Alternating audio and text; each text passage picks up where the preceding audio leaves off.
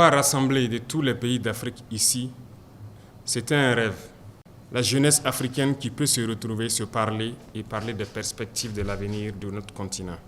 Je suis vraiment très content de vous voir et je peux vous dire que j'aime cette jeunesse-là qui a compris, qui se réveille et qui est en train de se réveiller.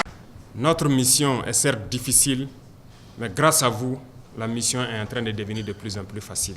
Il faut qu'on se parle pour se conscientiser, pour que chacun puisse éveiller la conscience de ceux-là qui sont en train de dormir toujours.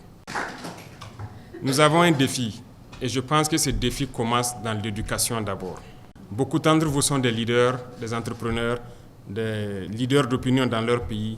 Il faut que vous arriviez à faire passer le message surtout aux plus petits et que nos systèmes éducatifs changent pour prendre en compte nos données réelles et éduquer les enfants pour de meilleurs citoyens de demain.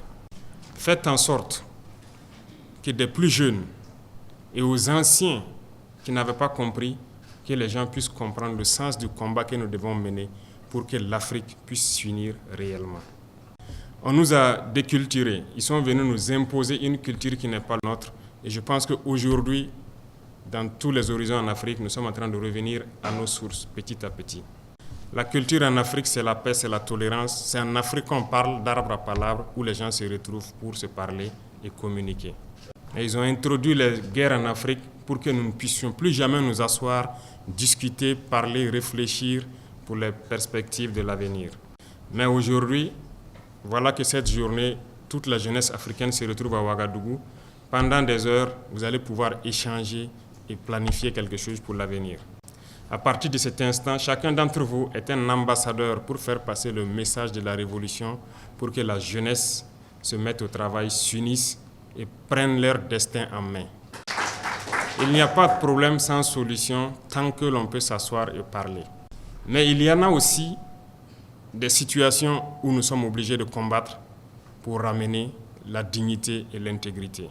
C'est ce combat que mènent aujourd'hui les Sahéliens contre le terrorisme international qui nous est imposé. Nous vous remercions tous pour le soutien constant envers nos pays dans cette lutte-là. Vous avez parlé des inégalités qui grandissent en Afrique entre les riches et les pauvres. Je suis parfaitement d'accord et nous combattons ça aussi. Les plus riches deviennent plus riches et les pauvres deviennent plus pauvres. C'est inacceptable. Parce que c'est un système qui a été créé dans la plupart de nos États pour que les plus riches soient ceux-là qui portent les dirigeants en faveur donc de ces impérialistes-là. Et les pauvres restent toujours pauvres. Et c'est ce que j'ai appelé la politique hitlérienne. Nous devons tous nous unir pour que ces inégalités cessent. Parce que dans cette union, il ne faudrait pas que l'intérêt personnel prime. Il faudrait voir d'abord l'intérêt collectif. Et c'est possible.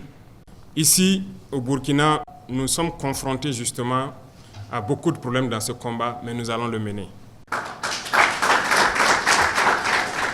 Les plus riches qui ont assez de milliards, d'abord, la plupart du temps, ont leur fortune dans les banques impérialistes, mais n'ont aucun souci pour aider les plus pauvres. Nous avons lancé le fonds de soutien patriotique où le plus pauvre des Burkinabés contribue.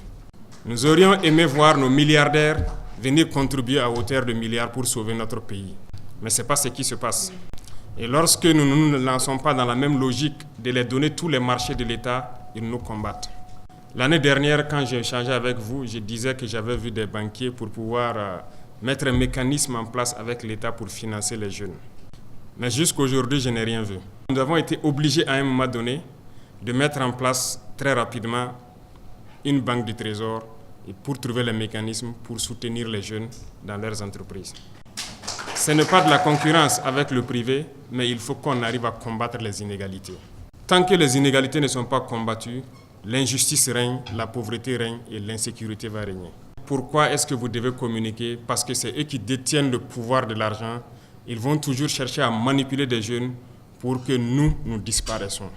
Et aujourd'hui en Afrique, la jeunesse commence à se battre contre les corruptions et certaines déviations de bonne gouvernance dans leur pays et nous les soutenons. Il faut que vous nous ameniez, nous dirigeants, à faire l'impossible pour vous. Et nous serons obligés de trouver les solutions nécessaires, sinon nous allons vous dire que nous sommes limités à tel endroit et j'espère qu'on pourra se comprendre. Donc, nous avons une mission commune. Votre mission, c'est de nous amener à être meilleurs pour que le continent soit meilleur.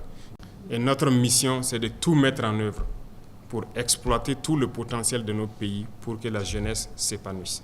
Je vous invite donc à maintenir la réflexion sur ces sujets, à faire les bonnes propositions pour que nous puissions ensemble sauver notre continent, l'Afrique. Et je sais compter sur vous pour mener les mêmes débats, les mêmes réflexions. Et pour terminer, je vous dirai, il faut croire en vous. Ça commence par là. Croyez en vous, croyez en la jeunesse. La pauvreté, c'est ce qu'on nous a fait comprendre, mais la réalité est que nous sommes riches. Faisons en sorte que nos richesses appartiennent à tout le monde et que cette jeunesse-là puisse s'épanouir, que nous ayons la sécurité que nous souhaitons et le développement. Nous pouvons et nous allons gagner le combat. Bonne chance à tous et bonne réflexion. Je vous souhaite donc bon retour à tout un chacun dans son pays et que le message que je vous ai donné en tant qu'ambassadeur puisse continuer à se perpétuer dans vos États respectifs. Merci beaucoup.